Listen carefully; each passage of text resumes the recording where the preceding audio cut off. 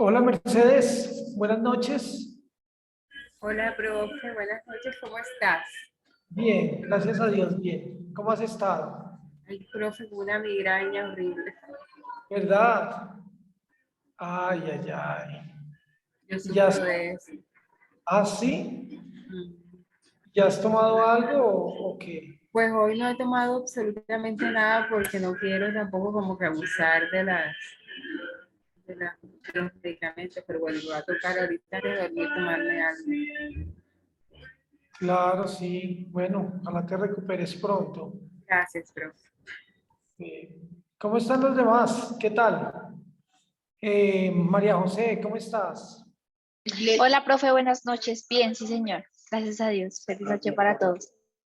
Ah, bueno, me alegra, me alegra. ¿Qué tal el fin de semana? Bien. Sí, señor. Bueno, Sara, ¿cómo estás? Buenas noches, profe. Bien, gracias a Dios. Bueno, me alegra. Y Henry, ahí está Daniel también. Jamie, ¿cómo están? Qué Hola, gusto. profe, buenas noches. Hola, buenas noches. Vale, entonces ahí estamos casi todos. Nos falta John Paul. Vamos a ver si se logra conectar. Y vamos a comenzar entonces. Quiero que comencemos recordando que para la próxima sesión, para la próxima clase, tenemos la exposición, ¿verdad? Y la exposición es acerca de la Cristología latinoamericana o Cristología de la Salvación. Ustedes tienen pues la lectura allí. La idea es que todos hagamos la lectura para poder traer las preguntas pertinentes y poder tener un tiempo también de diálogo entre todos. Recuerden que vamos a hacer especie de un conversatorio, primero la exposición, después un conversatorio entre todos. Y si ustedes recuerdan, en la parte del sílabus aparece ahí los criterios de evaluación y los conversatorios son importantes para tener en cuenta para la nota. Entonces la idea es que nosotros mostremos nuestra participación allí, que nosotros dialoguemos y para hacer eso obviamente pues toca leer también los textos que nos corresponden, ¿vale? Por otro lado, aunque eso se los avisaré también la próxima clase, eh, ustedes van a tener una semana de receso. Yo no les voy a dejar nada para que hagan en esa semana. Ojalá puedan descansar bastante. Solamente que esta semana ustedes deben adelantar el, el segundo avance del escrito, del artículo de Luchetti. ¿Listo? Por favor, entréguenmelo esta semana. Si quieren, hasta el domingo pueden entregármelo. Cosa de que la siguiente semana ustedes no tengan nada que hacer correspondiente a esta clase. Puedan descansar. Esa es la idea. Y lo mismo el video. Traten de entregarlo el domingo para que tengan realmente disponible es la siguiente semana. Como ustedes se dan cuenta en esta clase, yo lo único que les pido son lecturas, sobre todo. Casi no les estoy pidiendo tareas ni cuestiones que hagan en casa, sino que respondan a las lecturas y esos trabajitos pues son importantes, ¿vale? Entonces tenemos para la siguiente sesión, ¿quién expone? Sara y Majo, Yo, ¿verdad? Sara, sí. Ok, ok. Listo. Entonces, si tienen alguna pregunta, pues ahí voy a estar pendiente. A través del correo me pueden escribir o cualquier cosa. ¿Listo? Bueno, y metámonos entonces de lleno al tema de nuestra sesión anterior. Nosotros habíamos terminado reuniéndonos en grupitos, ¿cierto? Para dialogar algunos temas, estamos hablando de la expiación, de la expiación. entonces dialoguemos un poquito de esto y después nos metemos a una explicación a través de unas diapositivas también. Pero la idea es que logremos dialogar un poquito acerca de lo que conversamos, lo que hicimos. Entonces, ustedes tenían, o más bien, para recordar, hemos visto, vimos algunos factores a manera de trasfondo para comprender mejor el tema de la expiación. Dentro de esos factores estaba la naturaleza de quién es Dios.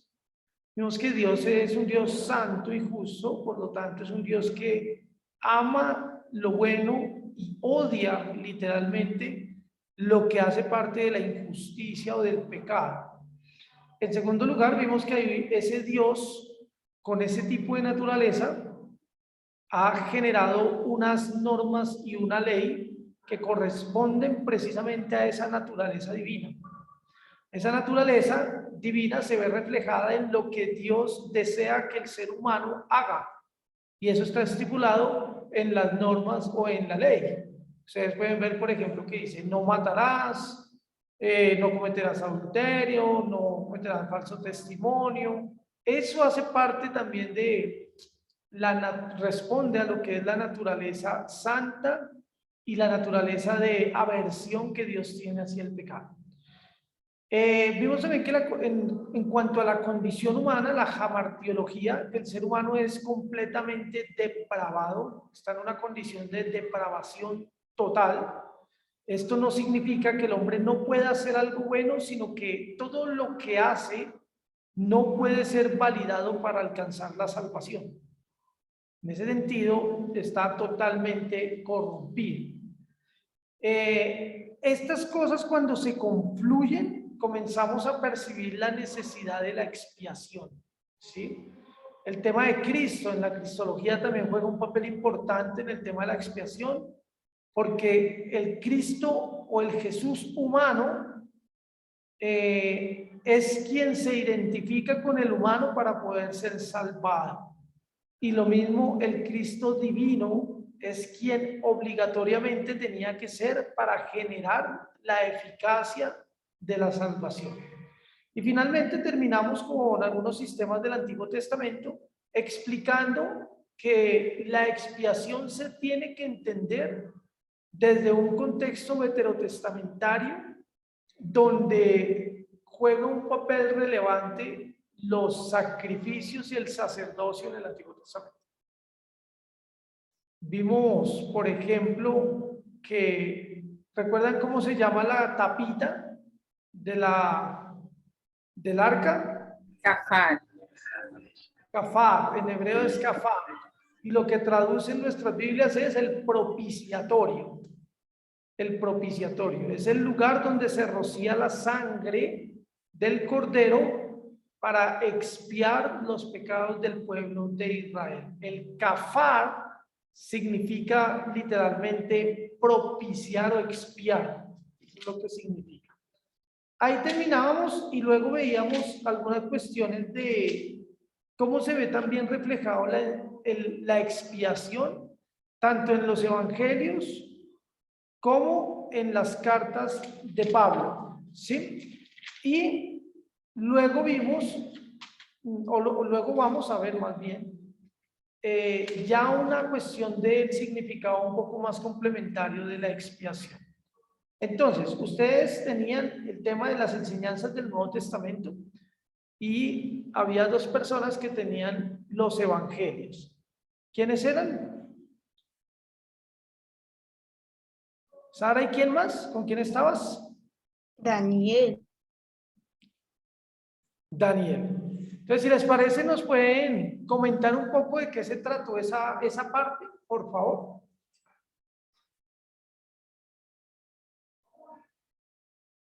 Ok, bueno, buenas noches a todos.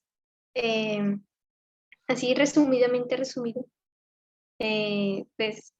básicamente en los evangelios, pues los evangelios son como el reflejo de la vida de Jesús, ¿cierto? Cómo se persigue a sí mismo, cómo también nos muestra ahí cómo Juan el Bautista lo percibía a él, a Jesús, Y pues Jesús decía que la obra que él hacía era, no era por sí mismo, sino que el Padre lo había enviado. Entonces, en su obra también se ve ahí reflejado el Padre.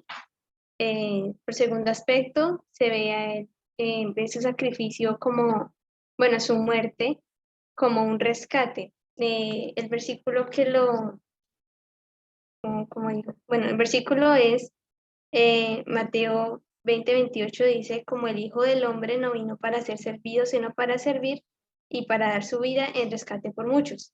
Entonces, el rescate es perdón, ya, para liberar, para liberarnos de las ataduras, para liberarnos de la esclavitud del pecado, para liberarnos de ese tipo de cosas, ¿cierto? Y por último, el sustituto, que Jesús se percibe a sí mismo como sustituto. Y algo que me llama la atención ya en lo personal de la lectura es que Jesús mismo es el sacrificio, pero también es el sacerdote. Entonces, esos dos tipos de perspectivas aplican a Jesús. Sustituto porque Juan el Bautista, bueno, no sé, no es por eso, pero Juan el Bautista dijo, en aquí el Cordero de Dios que quita el pecado del mundo. Entonces, eso por esa parte y le doy la palabra a mi compañero Daniel. Pues en Gracias. los evangelios se ve que, sobre todo la firme convicción que hay de Jesús sobre el papel que él viene a cumplir, y que en él se está cumpliendo la culminación de las profecías del Antiguo Testamento. También en los evangelios em, ellos mismos plantean una clara identificación entre Jesús y el Padre. Digamos, también vemos cómo Jesús usa, digamos, el texto plantea una analogía, un ejemplo que Jesús usa mucho y es la comparación con el pan. Dice, yo soy el pan de vida. Y digamos que de pronto para nosotros no tiene un gran significado, pero para el contexto judío de pronto es un poco más interesante el tema del pan, porque ellos lo vivieron y lo escucharon con el maná que descendía, y con otro tipo de ejemplo. Entonces, de pronto para nosotros entender que Jesús es el pan de vida, de pronto en nuestro contexto, bueno, tenemos un panadero y Jesús es el pan, y entonces me identifico con el pan y con la copita de pronto que tomo en la cena del Señor. Pero para los judíos es un ejemplo que el que Jesús usara eso, él les mostraba como, digamos, así como el Señor envió la provisión o se proveyó para en el desierto, mientras estuvimos en el desierto para sustentarnos, asimismo el Señor ha enviado a Jesús para ser la provisión y el que nos ayuda a nosotros para poder restablecer nuestra comunión con el Señor.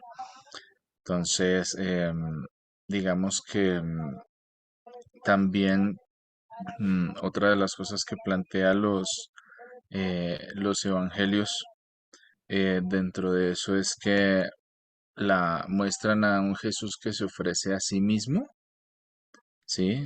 Por salvar a la humanidad. O sea, que nadie le está pidiendo a él que lo haga, sino que él mismo, inclusive usa un ejemplo, dice, pues no hay mayor amor que el que uno ponga su vida por sus amigos, ¿sí? Que haya una persona que se coloque como en ese camino o que haga algo así. Y algo que de pronto plantea como una línea argumental o algo así, es cuando Jesús habla que el Padre y Él son uno mismo. Entonces, Él no hace como la separación, es que yo simplemente vengo a hacer esto porque el Padre me envió, sino es como somos uno, lo que yo voy a hacer también es algo que está haciendo el Padre a través de lo que yo estoy haciendo, y eso eh, va en línea con el pensamiento que ha tenido Dios para poder rescatar a la humanidad y rescatarnos a nosotros. Muchas gracias. Ok, gracias, Daniel, gracias. Y Sara, también muchas gracias.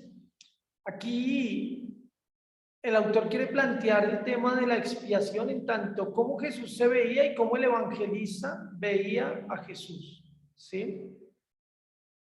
Otra vez, aquí podemos hablar también del tema del Jesús histórico, en tanto el evangelista tiene un proyecto teológico de presentar a Jesús como aquel que rescata, como aquel que se presenta como el sustituto, el que es un sacrificio, ¿sí?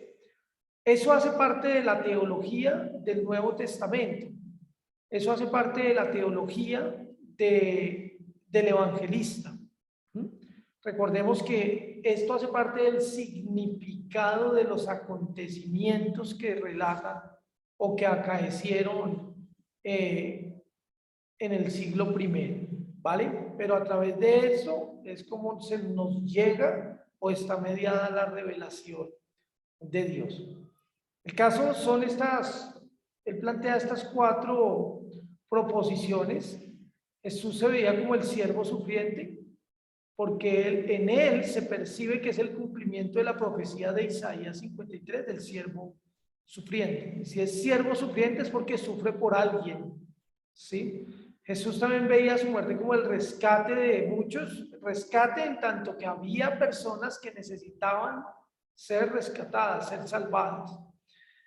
Como sustituto, esto, como vamos a ver ahorita con Pablo, hay una fuerte tensión entre entender a Jesús como un sustituto, como la expiación, como que Él me sustituye a mí para poder salvarme.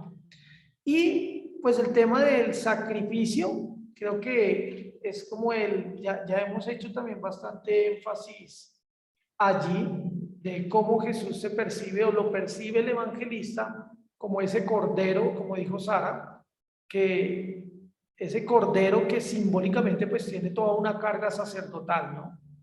Jesús es el cordero en la medida en que Él es el sacrificio expiatorio por los pecados. De esa manera Jesús llega a ser un tipo del cordero veterotestamentario, ¿sí? Muy bien, seguimos con el tema de Pablo. ¿A quién le correspondía a Pablo? Mercedes y Henry, profe. Ok, Mercedes y Henry, vamos con Sí, el bueno. tema de los paulinos. Yo pongo ahí una diapositiva como para refrescar un poquito la memoria, pero... Ay, profe, nosotros teníamos unas diapositivas. ¿Esas son tuyas, profe? Sí, vamos con las de ustedes. Ah, Ahí bueno, las... Bueno. Pues, tenemos máximo 7 minuticos, ¿vale? Listo. Bueno, entonces vamos rapidito y pues la hemos condensado, sistematizado desde la clase pasada cuando nos correspondió las 10 características de las enseñanzas de Pablo sobre la expiación. Son 10 características que trae Erickson en su libro, pues no las habla así, pero nosotros, repito, los condensamos como características. La primera es que son ricas y profusas las enseñanzas que trae las cartas de Pablo sobre lo que tiene que ver la expiación, siendo la columna vertebral de estas enseñanzas 2 de Corintios 5:19, y nos vamos a permitir solamente leer esa por cuestiones de tiempo. Henry, por favor, si quieres me lees 2 de Corintios 5:19. Ok, sí, dice, Dios estaba en Cristo reconciliando consigo al mundo. Dios estaba en Cristo reconciliando al mundo consigo mismo. ¿Qué quiere decir ello? Que en esta enseñanza o en esta escritura, Pablo iguala el amor y la obra de Jesús a la obra y al amor del Padre, siendo que son uno solo. Para Pablo es muy importante tener en cuenta eso, que no son independientes, como lo vamos a ver en otras características, la obra y el amor de Dios Padre de la obra y amor del Hijo. Estas son todas los textos donde se habla de las diferentes características con que Pablo expresa lo que es la expiación, o como vamos a ver posteriormente, la propiciación. ¿Ok? básicamente muchas citas son de Romanos. Segundo, segunda característica, correspondencia con los evangelios. ¿Qué quiere decir? Que realmente Pablo está afirmando lo que dicen muchos evangelios o lo que dicen muchos de los evangelios sobre este tema. Consideramos que, y aquí dialogando un poco con lo que dice el autor, el texto de 2 Corintios 5:14, porque habla que entregó por amor, básicamente, y pues sabemos que eso también es lo que dicen los evangelios. Aquí es 2 Corintios 14, 18. Hay otra característica, exalta el ministerio de la reconciliación por excelencia, como vos en la que nos leyó Henry, habla precisamente de la reconciliación y en algunas versiones bíblicas hace un título, un subtítulo que se llama Ministerio de la Reconciliación. ¿Ok? Estaba Dios recreando consigo mismo al mundo que había sido obviamente quebrantado por el pecado. No considera, esta es una característica muy importante, no considera la obra de Cristo, Pablo, con independencia de la del Padre. Ya también lo habíamos visto en la primera, es obra de ambos. Jesús, y lo repite una y otra vez, no hizo un plan independiente del que tenía concebido el Padre, sino que es un conjunto, ¿ok? Para la salvación de la humanidad. Esto lo vemos aquí en estas dos citas.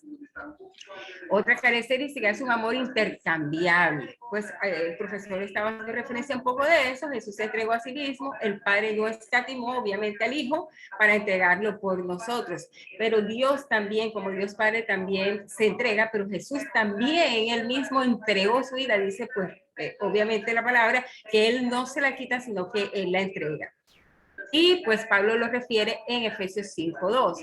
Esta característica posee un discurso sobre la ira divina. Esto es muy importante porque hace referencia el autor a otros autores, como por ejemplo creo que Dot, algo así, si mal no estoy, en donde dice que esa ira divina es pensar, es tergiversar de pronto el texto bíblico, porque dice, hombre, que no, que es hablar como de un Dios renuente, un Dios, y poner la ira, la ira de Dios con el amor del Hijo. Pero Erickson habla pues de que este discurso de la ira divina que empieza en 1:18 indefectiblemente, y viene la séptima característica, termina con la alusión a la redención.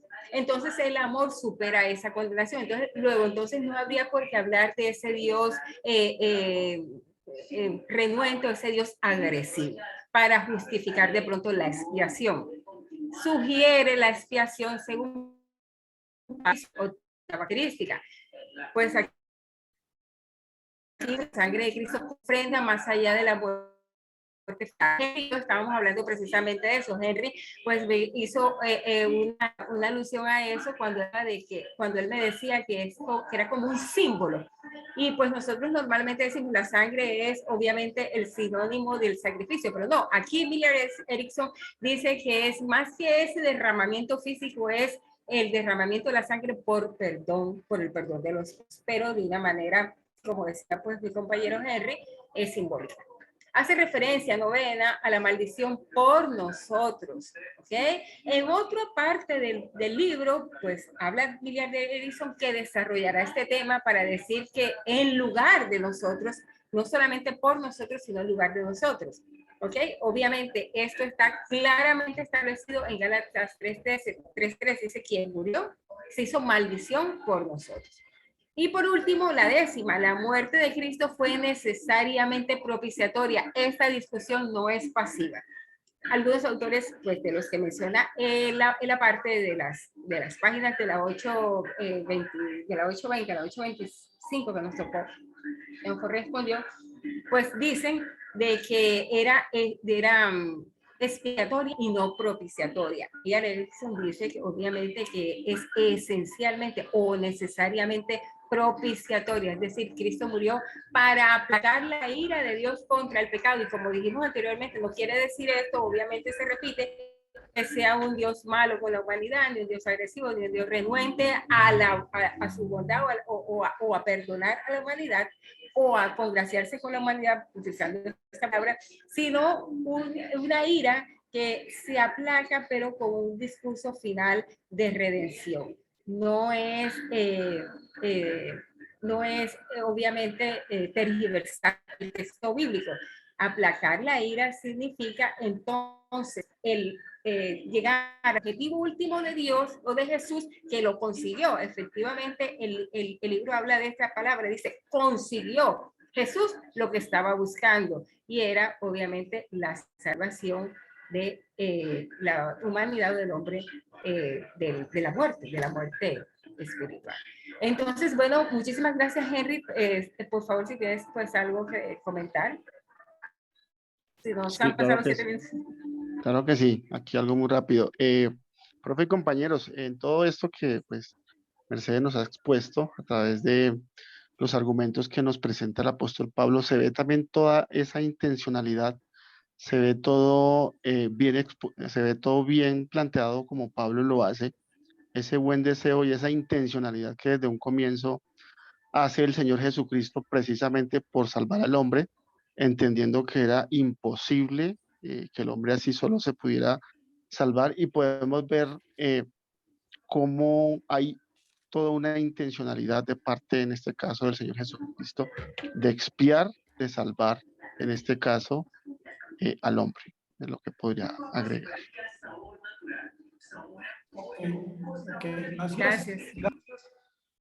Tengo una pregunta. ¿Ustedes lograron captar la diferencia que hace, por ejemplo, tanto Erickson como Dodd en cuanto a la expiación y la propiciación?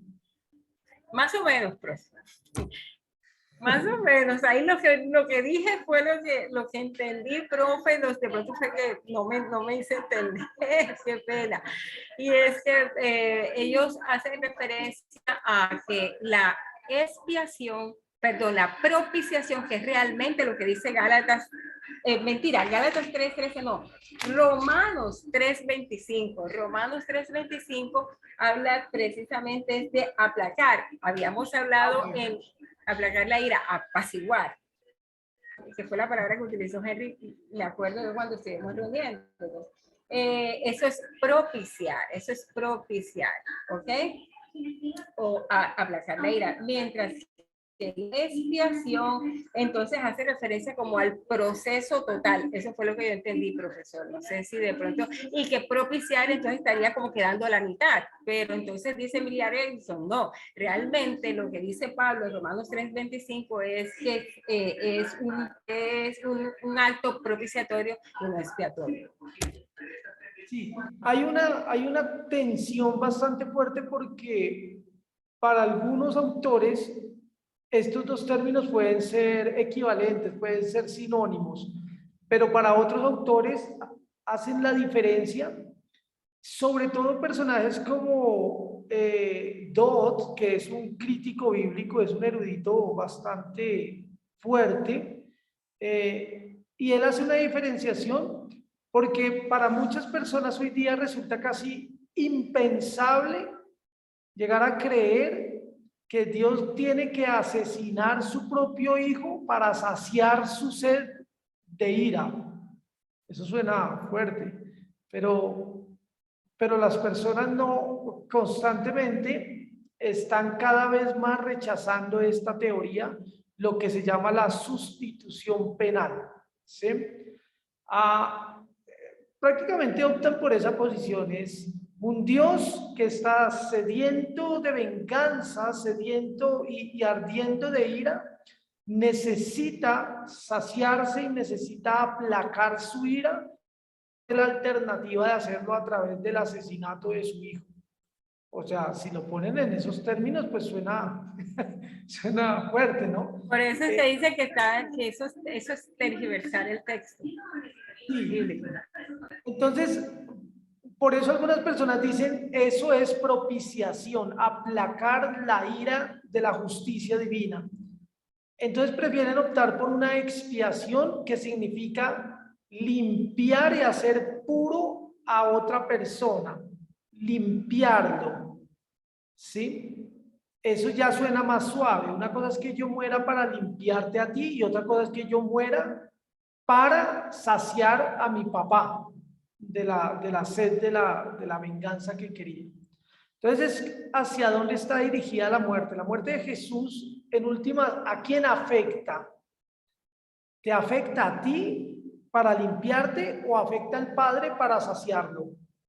Pues algunas personas están optando por decir, yo prefiero decir que afecta solamente al ser humano, porque no puede ser que haya un papá de esta categoría, ¿sí?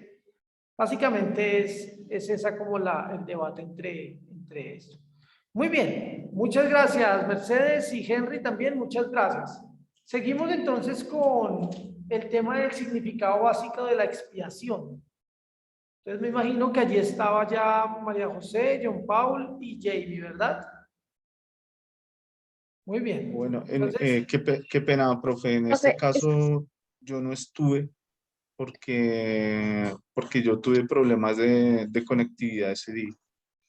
ok. Entonces, yo estaba con John Alexander, y con Jamie, pero me desconecté por lo que estaba enferma, pero yo hablé con Jamie para, pues, presentarnos hoy.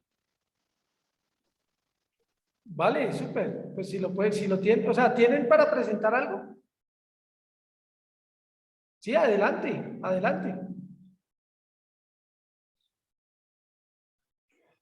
Buenas noches. Bueno, nosotros, ¿sí me escuchan bien? Sí, te escuchamos bien. Sí.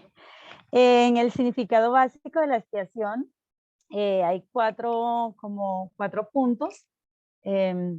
Uno de ellos es la propiciación. Allí lo estábamos viendo desde el postulado que coloca el apóstol Pablo, y el autor también hace mención que que la propiciación es un acto donde se genera a la pacificación de la ira de Dios, y que en este sentido, también como usted, profe, lo decía, Cristo murió para aplacar la ira de Dios contra el pecado. Este sacrificio aplicaría a Dios, que odia el pecado y que está en contra de él, lo cual el autor Erickson dice que el concepto de propiciación no está solo limitado a lo que Pablo dice, sino también a que en el Antiguo Testamento, en el sistema de las ofrendas, ante el Señor también manifestaba este sentido, y lo cual lo alude a Levíticos capítulo 4, verso 35, que lo voy a leer.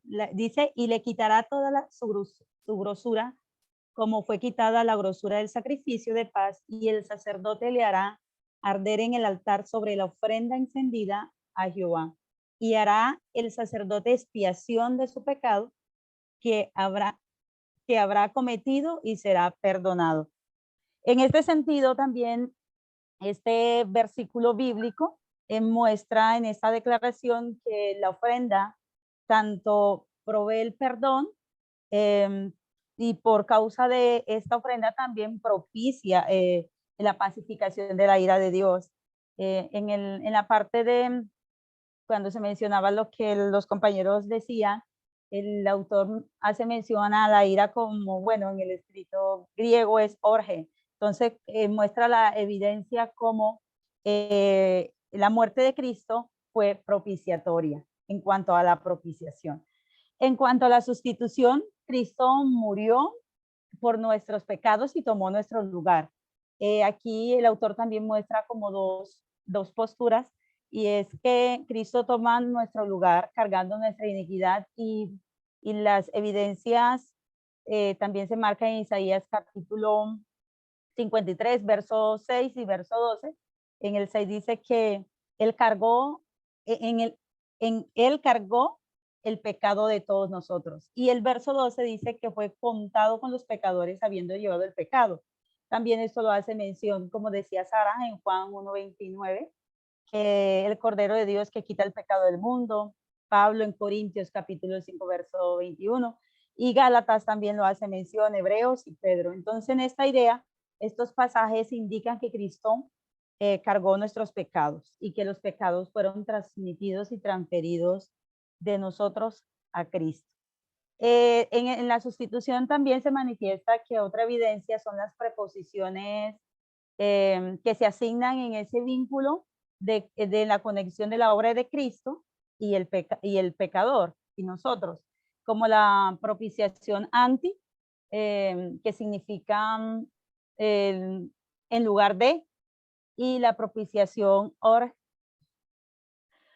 huper, que también en un sentido, él decía el autor genitivo, también hace parte que alguien actúe en nombre de, pero esto implicaría también que tome el lugar de la persona.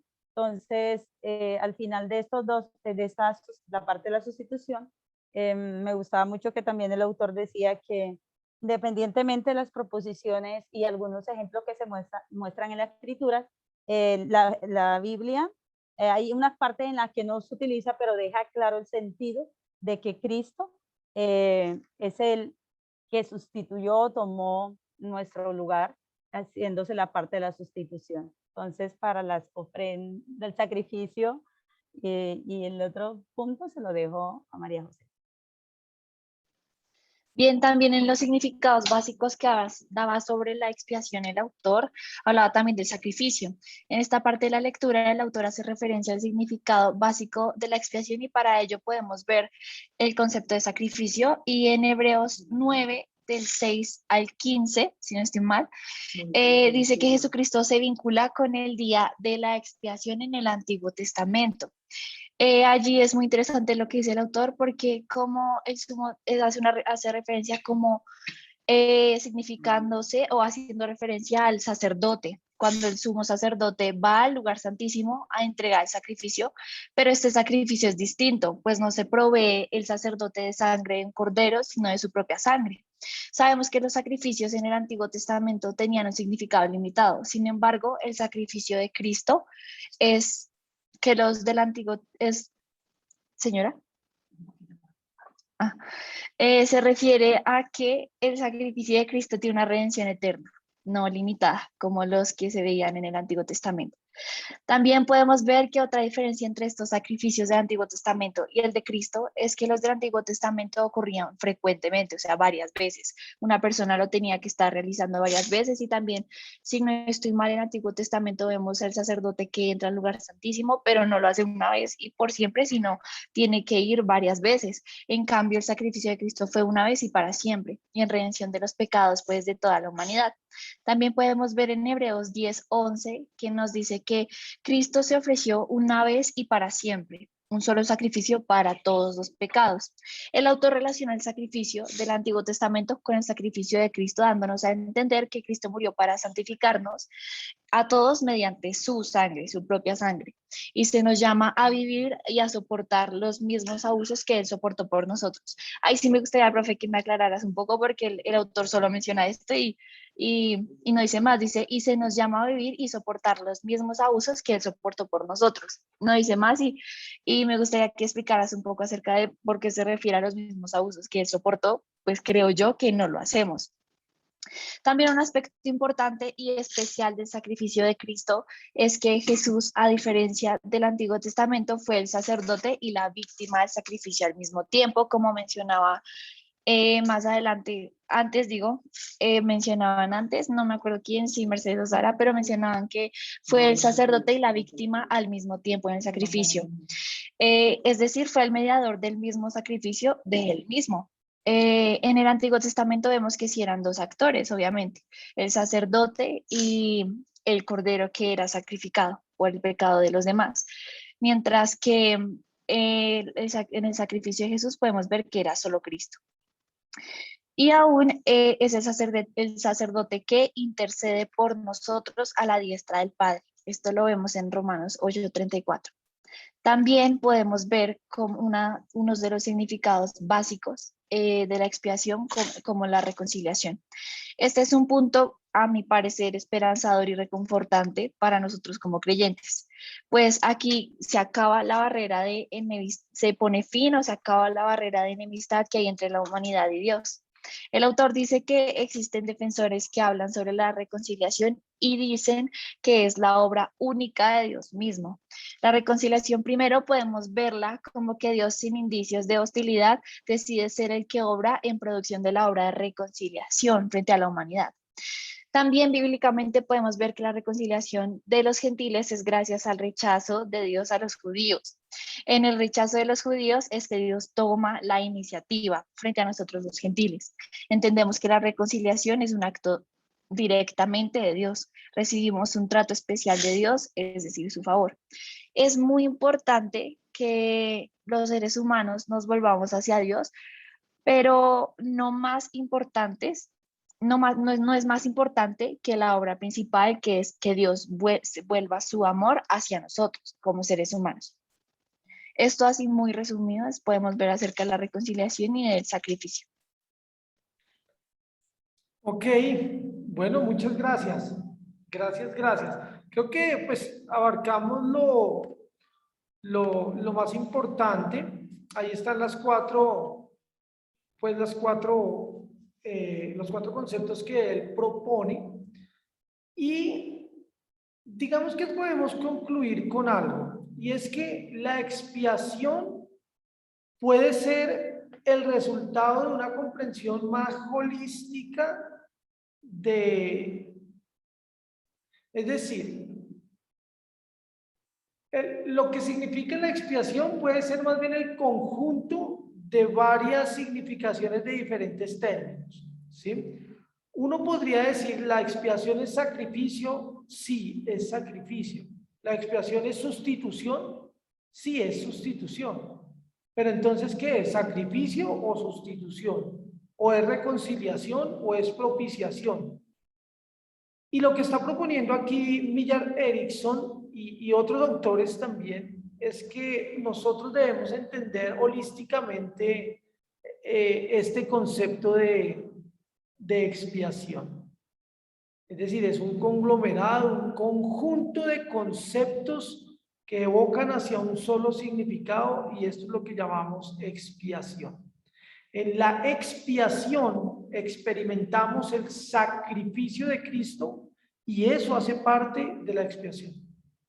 En la expiación experimentamos la sustitución, en tanto Cristo toma nuestro lugar y nosotros tomamos el lugar de Cristo. Y eso es expiación. En la expiación se habla de la propiciación, en tanto que la ira de Dios es aplacada a través del sacrificio y la sustitución que hace Jesús. Y eso hace parte de la expiación. Y finalmente, pues todo esto lleva a la reconciliación, a que ya no estamos más alejados, sino estamos cerca al Señor. Y eso hace parte de la expiación también. Si ustedes ven estas cuestiones, esto también abarca el Antiguo Testamento. Por eso es que pues, debemos comprender la expiación en términos del Antiguo Testamento. En el Antiguo Testamento había un ovejo, un cordero que se sacrifica y de alguna manera simbólicamente se impone la mano para que haya una sustitución, una representación, y eso lo que genera es que al ponerlo en el altar es un olor fragante que llega hasta Dios, y eso aplaca la ira de Dios contra el pecador. ¿Y para qué funciona? Para que vuelva a haber amistad y reconciliación con Dios. Eso pasaba en el Antiguo Testamento y eso efectivamente es lo que pasa en el Nuevo Testamento con Jesús. ¿Sí? Paul, Señor. creo que levantaste la mano. Sí, señor. Es que tengo como una... No sé si es pregunta, duda, pero es algo que me surge ahorita. Tiene que ver precisamente como con la frase que usted está diciendo, que si aplaca la ira de Dios y es necesario. Yo sé que todos tenemos un conocimiento, digamos, del sacrificio y de que es necesario, digamos, la sangre. Pero no sé si en algún momento ya se ha visto, o no sé si el profe me pudiera como hacer entender por qué llegar al extremo de calmar esa ira de Dios por medio de una sangre. O sea, porque tiene que morir alguien, porque es necesario que haya eso. Yo de pronto lo puedo visualizar en algún momento como con la película de el Rey León, las Crónicas de Narnia. Es que me acordé de León. Las Crónicas de Narnia, así cuando él se sacrifica y todo, y él explica, pero digamos llevándolo al nivel, digamos, de Jesucristo, porque sí, porque porque es necesario que haya, digamos, al extremo, digamos, de la muerte y al extremo de ver sangre o de que haya que haya sangre para calmar la ira de alguien. Sí, eso es una excelente pregunta, John Pablo. Es una pregunta que los que estudian esta cuestión de la sustitución penal precisamente no están de acuerdo por ello, ¿sí? Uno podría ir a textos, por ejemplo, Hebreos 9:22 dice que sin derramamiento no hay perdón de pecados. Pero pues evidentemente recurrir a ciertos textos no quita el problema. El problema es por qué Dios tiene que saciarse y aplacarse a través de la sangre y sobre todo de la sangre de su Hijo. ¿Sí? Es una cuestión que viene del Antiguo Testamento. El significado de la sangre en el Antiguo Testamento es que en la sangre emana la vida. La vida en el Antiguo Testamento no está ni en el corazón ni en el cerebro, sino puramente en la sangre. La sangre es la vida. Y por ello es que parte de eso se expone la sangre en un altar para saciar a Dios. Y no solo a Dios, esto hacía parte también del sistema de sacrificios del antiguo cercano oriente, donde se saciaba de esta manera la ira de los dioses. Israel hereda esto y a través de esto también pues es la concepción que tenemos de Jesús. Pues hermanos, son las 9:34. Si a ustedes les parece, para la próxima clase, si te parece, María José, anotamos la preguntita y la respondemos la próxima clase, ¿sí? Para no irnos tan tarde. Entonces, quedamos despedidos. Gracias por las intervenciones. Ahí estuve calificándolas como parte de la evaluación. Entonces, les envío un abrazo. Nos vemos la próxima clase el jueves para nuestra exposición. Por favor, lean el texto que tenemos, ¿vale? Para llegar todos con las preguntas pertinentes. Un abrazo y que pasen buena noche. Gracias, profe. profe. Buenas noches. Igual. Chao, chao. Gracias, profe.